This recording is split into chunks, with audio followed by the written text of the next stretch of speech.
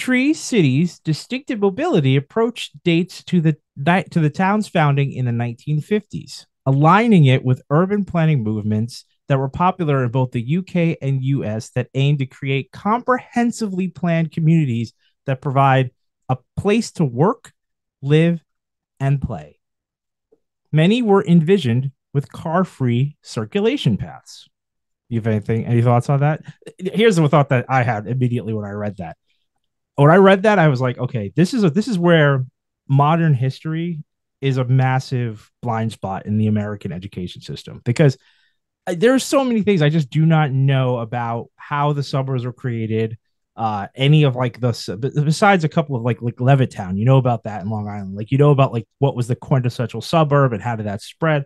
But in terms of our schooling, we need to really get into the nitty gritty of like, especially if you the local areas, places like Jersey, you know, New York or what have you, for these suburbs, because these are some of the earliest suburbs, and how they were actually put into place. Like what were the government grants that were given? You know, what was the intent of these suburban cities? Because if I had known that there was a difference between suburban areas that were designed to be a place that is basically their Google offices, like Google stole that from them. It's like, I want you to eat, sleep, and live in this area, versus commuter towns, which I always heard of commuter towns, but I actually, as a city kid, assumed that all suburbs were basically built as a commuter town. They were built as a place that people could escape the city, they live, and then they commute into the city, because that's all the commuter rails. That's all we know. You know of the people coming in from Connecticut on the Metro North. You know about people coming in on Jersey Transit. You know Jersey Transit extends quite a distance. You know the ferry system.